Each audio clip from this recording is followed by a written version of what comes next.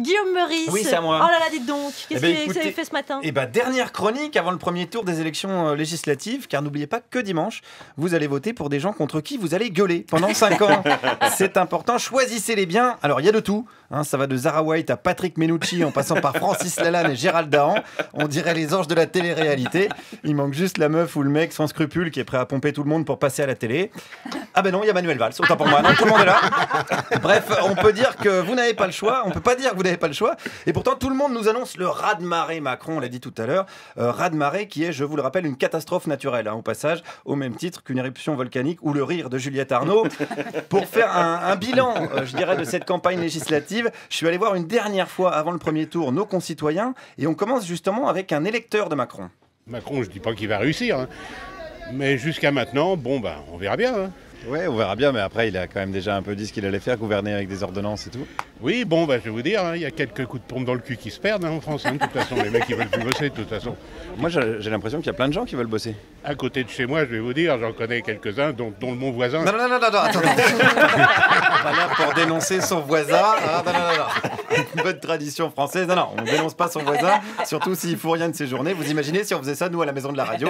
C'est hyper gênant, dénoncer les gens qui bossent pas. Non, moi je le ferai jamais, hein, ne serait-ce que parce que Chewbacca est beaucoup plus musclé que moi.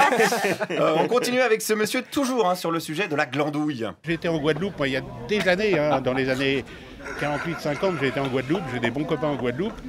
Les Guadeloupéens, bon, moi je les adore, mais la terre est basse. Salut à toi, le Guadeloupéen qui nous écoute, hein, puisqu'a priori tu n'as que ça à foutre. La terre est basse là-bas, et puis en plus souvent elle est même pas à toi, puisque c'est un béquet qui te l'a confisqué. Alors ce qui m'intéressait ce matin, c'est de demander aux gens de choisir arbitrairement une personne pour devenir député. Pour ce monsieur, ce serait Alain Madelin. Alain Madelin. Mais qui venait du privé et qui était un mec... Il venait de l'extrême droite aussi, Madelin, attention. Non. Bah, oui, il était à Occident. Hein? Oui, quand il était jeune. Ouais. Il fait des conneries quand on est jeune. Ouais, qui n'a jamais fait une petite ratonnade avec ses copains, ça va? Qui n'a jamais crié Vive l'Algérie française avec Patrick Devedjian et Gérard Longuet? C'est le petit plaisir de la vie quand on est jeune. Après, bien sûr, vous le savez, on grandit, on vote des lois contre les immigrés, on arme les flics, on devient adulte, je dirais tout simplement. On continue alors sur une autre ligne avec une autre proposition de député.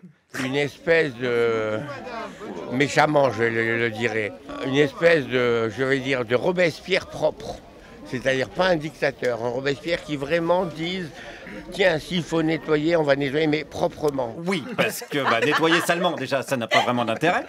Donc un Robespierre propre, hein, donc on serait sur une idée de guillotine auto-nettoyante. Voilà, on récupère le sang dans un petit bac pour en faire, je sais pas, du boudin qu'on pourrait envoyer aux enfants d'Afrique ou en faire du compost. Voilà, une guillotine éco-responsable, une fer-guillotine. Voilà, c'est intéressant. Alors poursuivons ce bilan de la campagne législative avec quelqu'un qui vote davantage contre que pour. Je ne serai jamais pour le candidat de Macron, qui est un guet du Marais.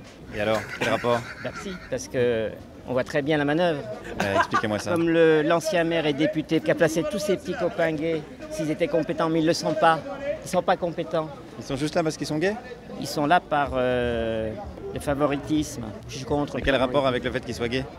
Le problème, c'est qu'ils sont gays et qu'ils sont militants gays, ils vont créer l'homophobie par réaction. Ah bon? Bah oui. Ah là, c'est pénible ces gays qui créent l'homophobie par réaction.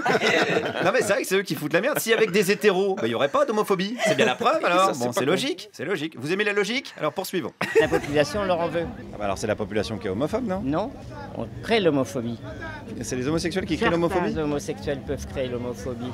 Ça c'est pas très clair ça. Hein. Merci. Est-ce que ça veut dire que c'est les noirs qui créent le racisme? En partie oui. Ah bon? Dans leur comportement, en s'agrégeant. Quand il y a 200 blacks en bas du Belleville et une association de quartier où il n'y a que des blacks, ça va pas. Eh oui, mais ils sont pénibles ces blacks aussi là. C'est comme cet OPA qu'ils ont fait sur les marteaux-piqueurs et les entrées de boîtes de nuit. Ça va les blacks, on vous dérange pas là? Nous aussi on les voudrait, les boulots de merde mal payés, ça va quoi? Oh, faut pas s'étonner qu'on se réunisse nous dans des ghettos de blancs comme le quartier de la Défense ou l'Assemblée nationale. Bon, alors le temps est venu de la synthèse avec le citoyen ultime qui résume un siècle de pensée philosophique. En tant que citoyen, j'aimerais être mort. Ah, c'est violent ça, non? Non, mais parce que cette humanité, elle est quand même fatigante, hein, par plein de niveaux, non? Vous êtes d'accord ou pas? Oui, mais bon. Tous ces lois, tous ces machins, tous ces interdits partout, machin, etc. Donc, bon, voilà. Est-ce que c'est pas un poil trop pessimiste? Ah mais non, au contraire, je suis très optimiste. Oui, parce que là, on dirait pas comme ça. L'humanité me gonfle. Oui, bah on va pas lui donner forcément tort. Hein. On peut pas dire que cette campagne des législatives, avec ses trahisons, ses bassesses, ses indignités, nous donne une belle image de l'humanité. Je vous rappelle quand même que rien que le mot parlement est constitué de 2 verbes, parler et mentir. Merci Guillaume Meurice. Et où est-ce qu'on peut trouver tous ces gens libertaires comme ça Alors, en plus, sur quel marché? C'est pas très loin de chez moi, en plus c'est pas très réjouissant. Sur le marché d'Aligre, dans le 12e arrondissement. Merde. Ouais. Ah oui. Ah, c'est pas dans le 16e. Non, j'étais là, non. À nouveau, je vous pose la question. Combien il a fallu en interroger pour tomber sur ces 5-là? Une dizaine, je crois, 11 ou 12. Voilà, 1 sur 2. Super. C'est une belle moyenne. Tout va bien, nickel.